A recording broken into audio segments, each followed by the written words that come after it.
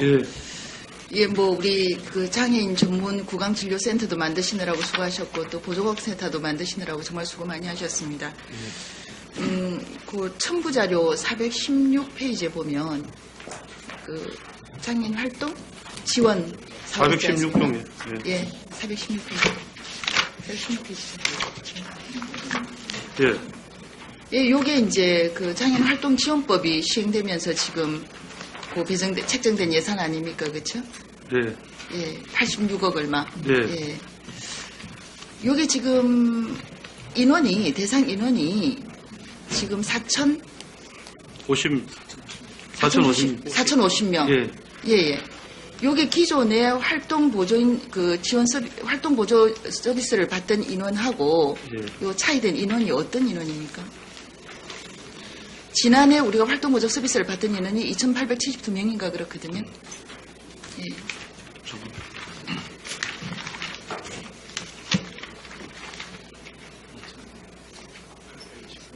9월 말까지 했는지. 요게, 예. 이제, 9월 말까지, 지원되는 거, 맞 요거 4,050명은 네. 금년도 10월 달부터 12월 3개월분, 숫자하고 예상이 됐습니다. 예, 그건 제가 알겠는데. 지금 숫자가 전에는 2,000 몇 명인데 왜 줄었느냐, 늘었느냐. 아니요, 늘었죠. 예, 많이 늘었죠. 예, 그 늘은 부분이 어떤 부분입니까? 대상이 확대된 겁니까? 보니까, 예. 네? 저희 부산시만 그런 게 아니고요. 네. 전국적으로 올 9월달 맞이 끝나는 거 하고 10월달 시작되는 거 하면 약 한 43% 정도가 평균 늘은 걸로 그렇게 있습니다. 아니, 근데 전국을 이야기하고 이런 걸 떠나서 예. 대상은 지금 여기 보면 6세에서 64세 중증장애인이지 않습니까? 그렇죠? 1급 중증장애인. 예. 예. 그런데 대상이 기존의 서비스를 받던 대상하고 네. 지금 이 대상이 그냥 뭐 10% 20% 늘은 게 아니고 지금 거의 40% 가까이가 늘었거든요. 예. 예. 그래서 그 서비스 지원 대상이 확대된 건지 서비스 지원 내용이 바뀐 건지 왜 제가 이 질문을 드리느냐면은 지금 이 활동지원법에 대해서 전국의 장애인들, 특히 중증장애인들이 엄청나게 지금 반발하고 있거든요. 예. 그래서 그런 부분에 있어서 이 활동지원법의 예. 시행에 따른 그 활동지원 그 제도가 어떤 문제점을 갖고 있는지 국장님께서 예. 파악을 하고 계시나 싶어서. 예, 예. 신청 자격도 그렇고, 예. 네네. 대상자도 그렇고, 급여 내용도 그렇고, 급여 장도 그렇고, 많이 변화된 게 굉장히 많습니다. 그러니까 대상이 어떻게 확대됐습니까? 이게 그냥 사업 내용으로 보면 대상은 6세에서 64세까지의 1급 중증장애인으로 되어 있거든요. 이거는 지난해까지, 그러니까 올 9월달까지 시행되는. 그거는 같이? 예, 같습니다. 같은데 어떻게 대상이 이렇게 갑자기 늘어나는지. 예. 근데 급여 활동 범위가 예. 네. 전에는 신체 활동, 가사 지원, 이동 보조 이런 게인데, 이제는 새로 된 거 보면은. 요양 서비스까지도 그렇죠. 들어가는 활동 거잖아요. 보조, 방문, 목요, 예. 간호, 긴급 활동, 부득이한 한시적 여러 가지 이제. 예, 그런데 그거는 서비스 내용이고, 네. 서비스 내용이고, 예. 일단은 대상. 예, 대상의 조건은 지금 같단 말입니다. 그렇죠? 전에는 대상자가 네. 35,000명 됐는데. 아닙니다. 지난해 명세서에 보면 2,872명이라고 되어 있습니다.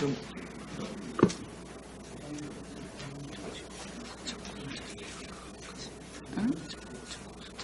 내가? 잠깐만.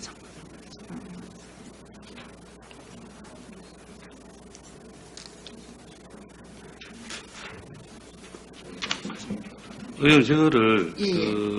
전국적으로는 네. 전에는 이제 대상이 35,000명인데 네. 5만 명이 되고요. 네. 저희 부산시 같은 경우는 전에는 2,800명인데 네. 4,050명. 4,050명이지 않습니까? 그러니까 그 늘은 이유가 뭐냐고요. 제 이야기는. 서비스 지원 내용이 바뀐 게 아니라 네. 그건 서비스 내용이 바뀐 거고 예. 지금 이 서비스 대상자의 자격 요건은 그 6세에서 64세까지 1급 중증장애인이란 말입니다. 그렇습니다. 예. 신청 자격 같은데.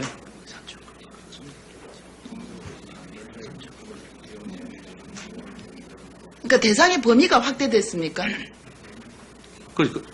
그 대상 범위가 확대된 거죠. 전에는 신체 활동 등 한 서너 가지 됐는데 지금은 그 외에도 이제 60에서 64세까지 인원은 범위 나이는 같은데 그 혜택 받을 수 있는 그런 활동 범위가 더 늘은 것 같습니다.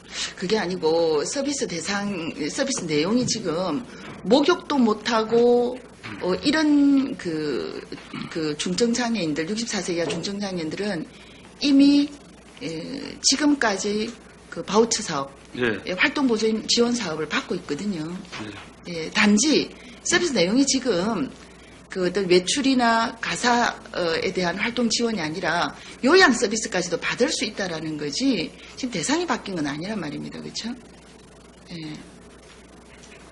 그래서 제가 지금 생각하는 거는 그 중에 사실 제가 그럼 64세 이후에 중증장애인들 그러니까 노인 장애 노인들 네. 장애 노인들의 요양 서비스를 받는 부분이 그 숫자가 확대된 것인가라고 해서 그 첨부 서류의 내용을 보니까 그건 아니고 그냥 여전히 64세까지거든요. 물론 작년 10월부터 우리가 기존에 받고 있던 그 장애 노인들은 그 65세가 되어서 활동 보조 서비스가 중단되지 않고 계속 연장되는 걸로 작년 10월부터 그렇습니다. 그렇게 바뀌었습니다. 예. 바뀌었지만 기존에 받지 못하고 있던 기존에 65세 이상 되었던 장애 노인들은 여전히 지금 제외되어 있거든요. 그렇죠? 그래서 2007년 4월 이전에 65세 이상 된 네네. 그에서 숫자가 뭐 있는 대로는 예. 한 3,143명이 되는데 이 중에서 네. 다는 못하고 올해 네. 이제 시범 사업으로 한 45명 정도 그렇게 혜택을 주려고 하고 있습니다. 근데 이게 이제 3,143명 중에서도 보니까 중증장애인이 14,296명 중에 또 네. 1급이 21% 정도가 3,143명인데 이 네. 부분들 중에도 보면 또 이제 병원에 입원하고 있는다든지 또 뭐 맞습니다. 장기 요양 서비스를 네. 받고 있는 네, 분이 그렇습니다. 있고 그 중에 장기 요양 서비스를 받고 있지 않은 애초에 장애 당사자, 네, 네. 애초에 장애인 노인 분들이 네. 거의 3분의 1 이상, 그렇습니다. 반은 조금 안 됩니다. 그런데 그 중에 45명만 지금 45분만 네. 올해 그것도 6개월간 그렇습니다. 지금 시범 사업을 하는 거 시범을 아닙니까? 하려고. 그렇죠. 네, 그렇습니다. 근데 장애 유형이 15유형입니다. 물론 15유형이 다 지금 여기 이 시범 사업 대상으로 필요한 건 아니지만 예. 일단 그런 많은 장애 유형들 그리고 그 노인들의 어떤 숫자를 감안을 할 때 이 45명 너무 적지 않습니까? 근데 이게 예. 월 70시간씩 해가지고 네. 1인당 한 56만 원 하는데 6개월도 해야 되거든요. 네네. 이 금액만 해도 1억 5천 네. 100만 원이 되는 게 그래서 이 작년에 본예산한테 3억 올렸던 거거든요. 예. 예. 그래서 이게 이제 뭐 구별로 네. 보니까 네. 뭐 해운대구가 제일 많고 좀 있는데 네. 우선 하여튼 45명이 적지만은 하여튼 네. 큰 구 이것도 뭐 45명씩 16개구 다 해봐야 한국에 3명도 채 안 돌아가고 하니까 네. 뭐 해운대나 이제 큰 제일 많은 데를 위주로 해가지고 올해는 한 3군데 한 5군데 구 정도 해서 물론 한국에- 시범 사업이니까 예, 예. 몇 개 구를 해서 그래. 또 이렇게 시범 사업을 우리가 작년에 제안을 했던 이유가 이 시범 사업을 통해서 현재 정부에서 진행하고 있는 활동지원법 예. 그리고 장애인 활동보조 그 지원 사업의 어떤 맹점이나 허점이 무엇인가 잘못된 점이 무엇인가 이것을 우리가 사례를 통해서 그 어떤 중앙에 정책 건의를 하고자 지금 시범 사업을 제안을 했던 것이고, 그렇죠. 예. 그래서 본 예산에 올렸던 것이거든요. 예. 그래서 일단 예산 과목에 이 그 장애 노인의 활동 보조 서비스 과목이 올라간 것만 해도 상당히 의미는 있다고 생각은 합니다. 그러나 시범 사업이 이게 구색 갖추기 사업이 되면 안 되지 않습니까, 그렇죠? 예. 그래도 어느 정도는 제대로 된 시범을 해야 사례 분석, 사례에 대한 어떤 그 내용도 나오고 정책 건의를 할 수 있는 자료가 될 것인데. 그 의원님 말씀은 이제 이게 예. 너무 숫자가 작다 이 말씀. 예. 근데 기간도 사실 6개월이면 지금 짧은 편이거든요. 예. 그 그런데 6개월, 네. 뭐 6월부터 7월부터 하면 6개월 정도는 7월부터 12월까지 6개월은 갖고 하여튼 그래 예. 뭐 예산도 좀 그렇고 숫자도 그렇지만은 네. 하여튼 6개월 안에 한 올해는 한 시범적으로 한번 해보겠습니다. 그래서 일단 우리 국장님께서 시범적으로 해보신다니까 그렇지만 그 인원 부분에 있어서만큼은 조금 더 고려되어야 할 부분이라고. 더 넣으면은 이게 100명이 되면 예산이 또 그럼 3억이 되고 있는 상황입니다. 애초에 3억이 올라갔었습니다. 근데 이것도 의원님이 이거 하고 가시가 억지로 이러셨는데 하여튼 좀 뭐. 근데 그분들이 필요합니다. 지금 올해 69세부터가 그러니까 기존의 그 그렇죠, 활동 예. 바우처 제도, 그 활동 서비스 제도를 못 받고 있는 분들이거든요. 예. 예, 그분들이 그 젊은 시절부터 장애를 살면서 지금 1급 중증장애인이 1급 중증장애 살아오신 분들이란 말입니다.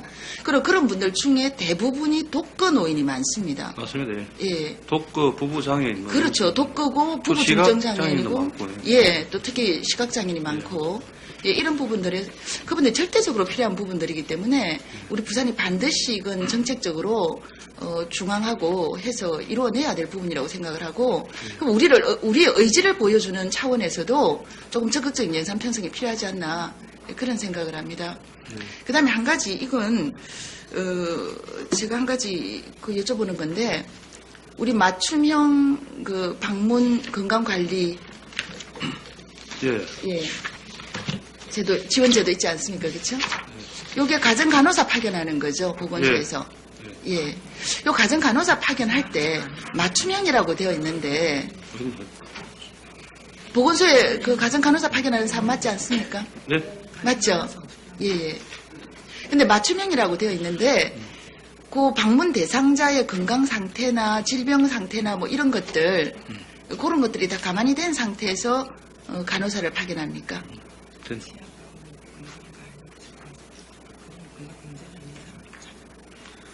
주로 이제 건강에 문제가 있는 사람 위주로. 그렇겠죠, 그래요. 당연히. 예. 제가 왜 이 말씀을 드리냐면 얼마 전에 제가 민원을 하나 접수를 했습니다. 예. 예. 그 35살 된 그 시각장애인이 신장 이식 수술을 받았거든요. 예. 소아당뇨로 오랫동안 이제 그 신장 투석을 하다가 그 뇌사 상태에 있는 오빠의 신장을 받아가지고 신장 이식 수술을 했습니다. 신장 이식을 받고 3주간 병원에서 입원을 하고 이제 집으로 퇴원을 했는데 신장 이식 수술을 받으면 그 면역 억제제를 쓰거든요. 예. 그래서 그 뭐 그야말로 감기라든가 이런 거 절대적으로 조심을 해야 된단 말입니다.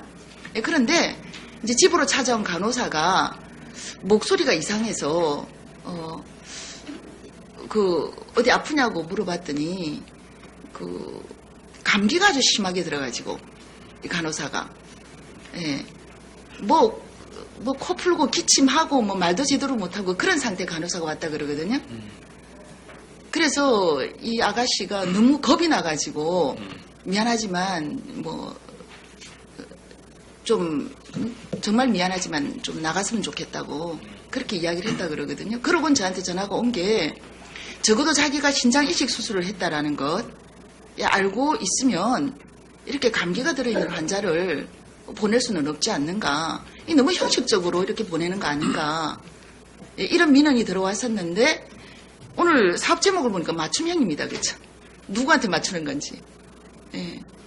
그래서 제가 한 가지 건의와 함께 부탁을 드리는 건 일선에서 이런 사업을 하는 분들한테 정말 그 서비스 대상자 입장에서 그리고 형식적인 서비스가 아니라 타성에 젖은 서비스가 아니라 정말 제대로 그 수요자의 입장을 파악을 해서 더군다나 이게 건강 사업이지 않습니까, 그렇죠?